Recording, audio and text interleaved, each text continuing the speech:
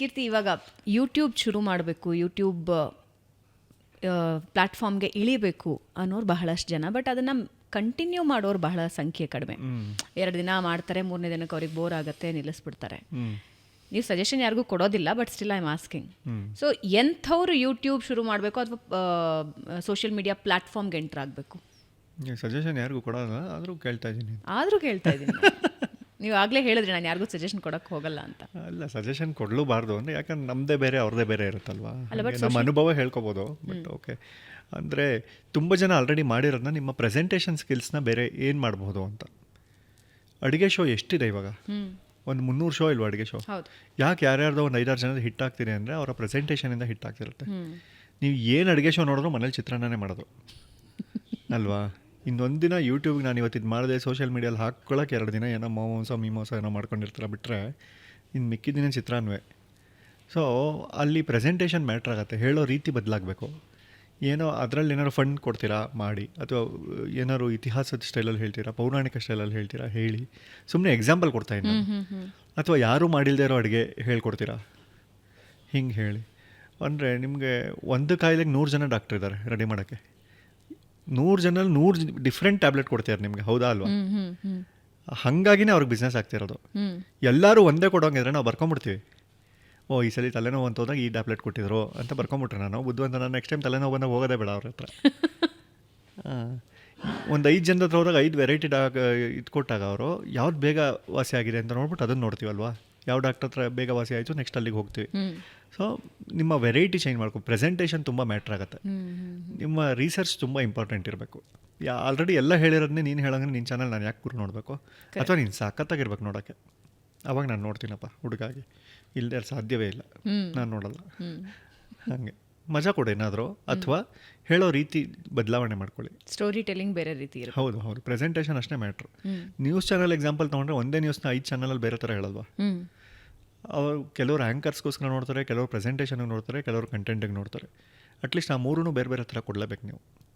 ಇಲ್ಲದೇ ಇದ್ದರೆ ಆವಾಗಲೇ ವಿನ್ನಾಗೋಕ್ಕಾಗೋದು. ಈಗ ಹಂಗಿದೆ ಕಾಂಪಿಟೇಷನ್. ಆಮೇಲೆ ನೀವು ಯೂಟ್ಯೂಬ್ ಒಂಥರ ಅದು ಆಕಾಶ ನೋಡೋಕೆ ನುಗ್ಲಾಕೆ ಅಂತ ಯಾರು ಕೇಳೋರೇ ಇಲ್ಲ. ನೀನು ನಾಳೆ ಚಾನಲ್ ಶುರು ಮಾಡಿದ್ರು, ಇವತ್ತು ಮಾಡಿದ್ರು ಓಕೆ, ನೀನು ಏನು ಮಾಡ್ತೀಯ ಅನ್ನೋದು ತುಂಬ ಮ್ಯಾಟ್ರ್ ಆಗುತ್ತೆ. ಅಡುಗೆ ಮಾಡ್ತೀಯಾ, ಜೋಕ್ ಹೇಳ್ತೀಯಾ, ನಾಟಕ ಡೈಲಾಗ್ ಹೇಳ್ತೀಯಾ, ಯಾರೋ ಬರೀ ಸಿನಿಮಾ ಹಾಡುಗಳು, ಆ ಹಾಡುಗಳು ಹೆಂಗೆ ಹುಟ್ಟಿತು, ಆ ಹಾಡಲ್ಲಿ ಈ ಸಾಲಿದೆ ಅಂತ ಹೇಳ್ಕೊಂಡು ಕಂಟೆಂಟ್ ಮಾಡಿ ಅವ್ರಿಗೆ 3-4 ಲಕ್ಷ ಜನ ಫಾಲೋವರ್ಸ್ ಇದ್ದಾರೆ. ಅದರಲ್ಲಿ ಅಬ್ಸರ್ವೇಷನ್ ಇದೆ, ಈ ಹಾಡಲ್ಲಿ ಈ ಲೈನ್ ನೋಡಿ ಹೆಂಗಿದೆ ಅಂತ. ಅದು ಮ್ಯಾಟ್ರ್ ಆಗುತ್ತೆ. ಅಂದರೆ ತುಂಬ ಇಲ್ಲ ಅಲ್ವಾ, ನೀವು ಕೇಳಿದ್ರೆ ಇದನ್ನ ಯಾರೋ ಒಬ್ಬ ಬರೀ ಇದು ಮಾಡ್ತೀಯಾನೆ ಅಂತ. ಸೊ ಹಾಗೆ ಅದೇನೋ ಹೊಸದು ಅನಿಸ್ಬೇಕು ನಿಮಗೆ. ತುಂಬ ಪ್ರೆಸೆಂಟೇಷನ್ ತುಂಬ ಚೆನ್ನಾಗಿ ರೆಡಿ ಮಾಡ್ಕೊಂಬನ್ನಿ. ನಿಮ್ಗೆ ಕಾನ್ಫಿಡೆನ್ಸ್ ಇರಬೇಕು, ನಾನು ಇದು ಮಾಡ್ತೀನಿ ಅಂತ, ಅವಾಗ ಮಾಡ್ಬೋದು. ಓಕೆ, ಮ್ಯಾನಿಫೆಸ್ಟೇಷನಲ್ಲಿ ನಂಬಿಕೆ ಇದೆಯಾ? ಇಲ್ಲಪ್ಪ. ಏನು ಹಂಗಂದರೆ ಅದೇನೋ ತುಂಬ ಜನ ಹೇಳ್ತಾರೆ ಅದನ್ನ. ಅಂದರೆ ಮ್ಯಾನಿಫೆಸ್ಟೇಷನ್ ಅಂದರೆ ಇದನ್ನು ನಾನು ಡಿಸೈಡ್ ಮಾಡಿದ್ದೀನಿ, ಇದು ವರ್ಕ್ ಆಗುತ್ತೆ ಅಂತ ನಂಬೋದು, ಸಂಕಲ್ಪ.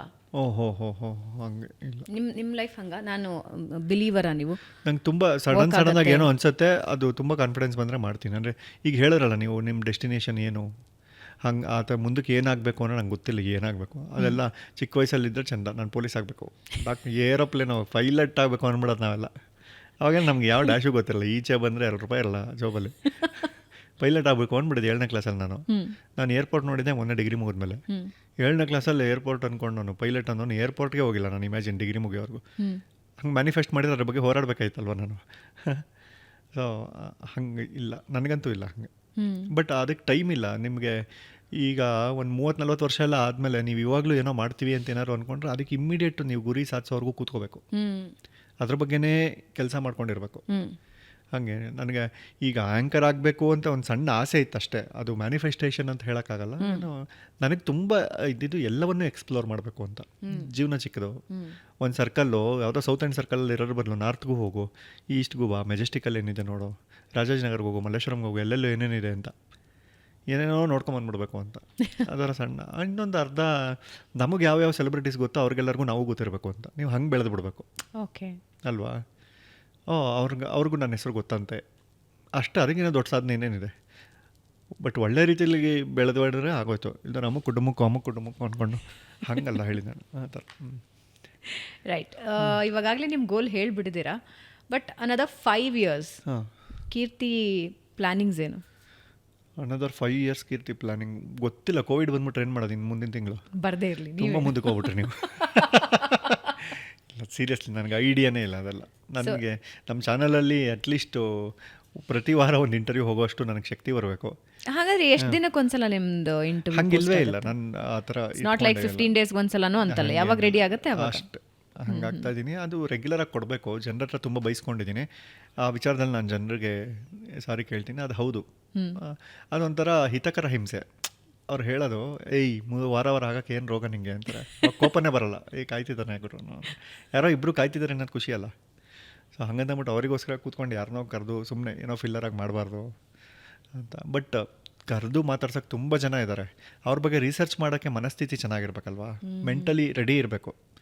ಓ ಇಲ್ಲ ಬಿಡು, ಇವತ್ತು ಮಲಗ್ಬೋಣ, ಇವತ್ತು ಮ್ಯಾಚ್ ಇದೆ, ಮ್ಯಾಚ್ ನೋಡ್ಬೋಣ, ಯುಗಾದಿ ಬಂತು, ಹೊಸದರ್ಗೆ ಬಂತು, ಅಲ್ಲೋಗ್ಬಿಡೋಣ ಇಲ್ಲೋಗ್ಬಿಡೋಣ, ಹಂಗಿದ್ದಾಗ ಕಷ್ಟ. At the same time ration important. ಯಾವುದೋ ಬೇರೆ ಬೇರೆ ಕೆಲಸ ಬರ್ತಾ ಇರುತ್ತೆ, ಬರಿಬೇಕಾಗತ್ತೆ, ಅದನ್ನು ಮಾಡ್ತಿರ್ತೀವಿ. ಸೊ ಇದ್ರ ಬಗ್ಗೆ ಜಾಸ್ತಿ ಕಾನ್ಸಂಟ್ರೇಟ್ ಮಾಡಿ ವಾರಕ್ಕೊಂದು ವೀಡಿಯೋ ಹಾಕಲೇಬೇಕು ಅನ್ನೋ ಹಠ ತೊಗೊಂಡು ಆ ಹಠದಲ್ಲಿ ಹಠ ಹಠ ಹಠ ಹಠ ಹಾಡಲ್ಲಿ ಹಾಕೋಬೇಕು ನನಗೆ. Buildup song.